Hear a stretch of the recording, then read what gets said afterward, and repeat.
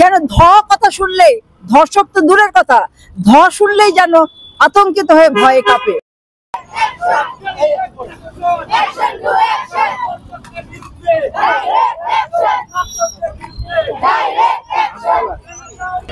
লাঠি মিছিল হবে, লাঠি মিছিলের প্রস্তুতি হবে। তার আগে স্টুডেন্টদের সাথে আমরা একতা ঘোষণা করে আসছি। না, আলাদাভাবে নেওয়ার পিছনে সবসময় নিয়েছি, তখনকার প্রতিবাদও ছিল। আপনি ফেনীতে যে মেয়েটাকে মেরে ফেললো মাদ্রাসার প্রিন্সিপাল, সেটা নিয়েও কিন্তু অনেক আন্দোলন হয়েছে। সেটার বিচার কিন্তু এখনো দেশে হয়নি। আমরা চাচ্ছি বিচারটা দ্রুত হোক, যার জন্য এখনকার সিচুয়েশন কেন এরকমই ঘটতে থাকবে। এই জন্য আমরা নিজেরা এখন চাচ্ছি আমাদের নিরাপত্তা আপনারা আমাদের সহযোগিতা করবে।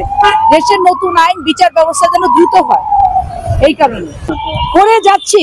নারীকে দুর্বল ভাবা হয় বলে, অসহায় ভাবা হয় বলেই বিচার ব্যবস্থাটা মানে ত্বরান্বিত হয় না, নারীকে দুর্বল ভাবা হয়, বুঝছেন। অনেক প্রমাণ সাপেক্ষ দিতে হয়, হেন করতে হয়। নারীকে মোট কথা মানুষই ভাবা হয় না। আমরা মানুষ হয়ে বাঁচতে চাই। এখন আপনাদের মূল দাবিটা কি?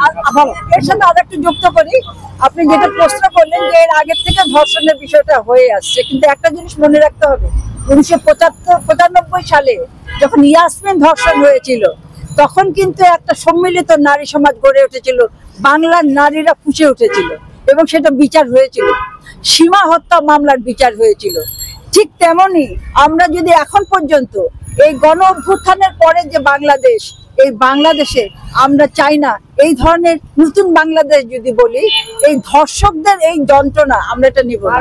অতএব নারীরা বাইরে আছে আন্দোলনে, এখন পর্যন্ত আছে। আপনারা দেখছেন যে জুলাইয়ের অভ্যুত্থানের সময় মেয়েরা কেমন করে বাইরে আসছিল। নারীকে দুর্বল হওয়ার কোনো কারণ নাই, নারীরা বাইরে আছে। কিন্তু এখন যেটা করবো, আমাদের সবচেয়ে দুঃখজনক যেটা হচ্ছে যে এখন পর্যন্ত ধর্ষক যারা, তাদেরকে যদি ধরাও হয়, দেখবেন যে কোনো ফাঁক ফোকর দিয়ে বেরিয়ে যায়, দৃষ্টান্তমূলক শাস্তি হয় না। আমরা সেটা দাবি করছি, দৃষ্টান্তমূলক শাস্তি দিতে হবে।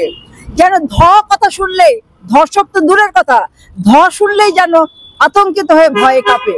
এই ধরনের আইন করতে হবে এবং দৃষ্টান্তমূলক শাস্তি দিতে হবে। এই জন্য আমরা পথে এসেছি, আন্দোলন চলবে যতক্ষণ পর্যন্ত না আমরা এই দাবি বাস্তবায়ন করতে পারছি। একই সাথে বলতে চাই, এই বর্তমানে অন্তর্বর্তীকালীন সরকার আইন শৃঙ্খলা ব্যাপারটায় দৃষ্টি আকর্ষণ করতে পারছি এবং স্বরাষ্ট্র উপদেষ্টাকেও আমরা বলতে চাই যে আপনার বক্তব্য একটু গঠনমূলক হতে হবে, এত হালকা বক্তব্য দিলে হবে না এবং এর জন্য সক্রিয় ভূমিকা রাখতে হবে। এটাই আমাদের দাবি।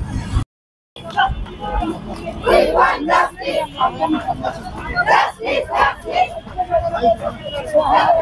justice.